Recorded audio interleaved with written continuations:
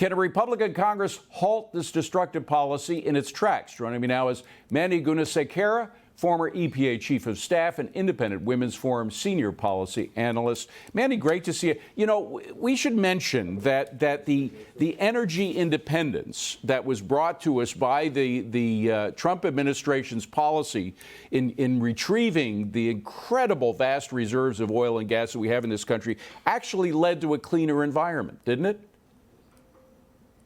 Yeah, you're exactly right, David. And thank you for bringing that up, because that is a very important point that is often overlooked. During the Trump administration, when we broke records in terms of producing oil and gas and exporting it to our allies abroad, we also achieved the cleanest air on record. We maintained our spot as #1 in terms of access to clean drinking water. And when it comes to greenhouse gases, we continue to lead the world in reducing them. And so we understood and implemented a policy that balances economic growth and environmental improvement that go hand in hand. And at the foundation of that is a growing and robust energy industry built here in the United States. The problem with the Biden administration is they are literally destroying our economy. They are destroying efficiencies and improvements that have been developed by our U.S. oil and gas industry. And at the same time that they're shutting down the efficient energy industry here in the U.S., they're going abroad begging for oil from the likes of Saudi Arabia, from Venezuela, and just emboldening places like Russia where environmental standards do not matter. So their policies, while they purport that they are in the name of improving climate change and environmental outcomes, it's actually causing the complete opposite. And the oil that we're getting from abroad is dirtier. It burns dirtier. I mean, there was a big McKinsey and Company report. McKinsey and Company, by the way, are very green folks. I mean, and this report was popularizing the idea of a transition away from fossil fuels.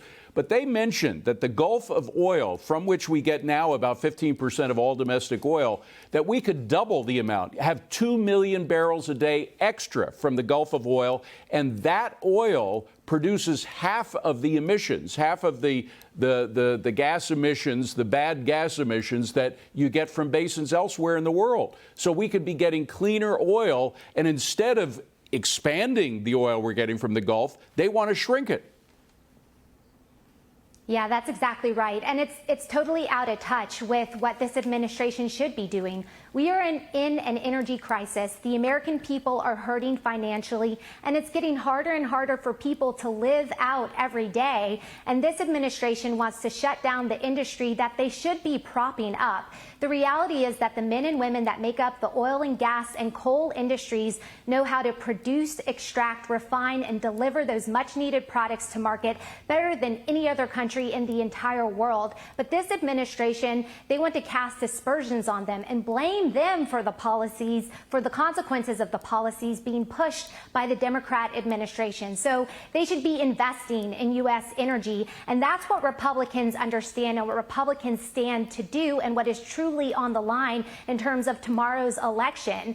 A group of people that want to celebrate and expand U.S. energy versus those that want to shut it down and turn to foreign, dirtier sources of oil to fill the everyday needs of the American citizens. By the way, the EPA, your replacements from the Biden administration, they must understand that the oil that we're bringing in from abroad is actually dirtier than the oil that could be produced here, right? I mean, they have that information available at their fingertips, because I haven't heard them talk much about that. No, they do understand that. And it goes to show you that politics has been the priority of this administration, not doing what's right for the American people or doing what's right for the environment. And it's very frustrating to see, because we understood that balance was a necessary part of a growing economy and improving environment. We did that in the Trump administration, and we got a lot of criticisms for it, but we actually improved the well-being of so many Americans across so many different communities. This EPA knows what they're doing, but they ignore it because they have sold out to extreme political interests that only benefit the wealthy donors of the Democrat Party.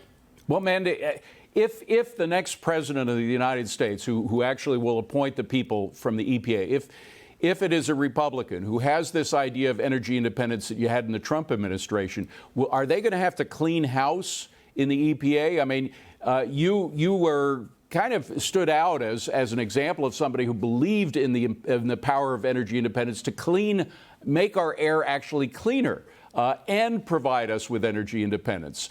Are they going to have to get rid of a lot of people if the next president of the United States is Republican? Yeah, absolutely.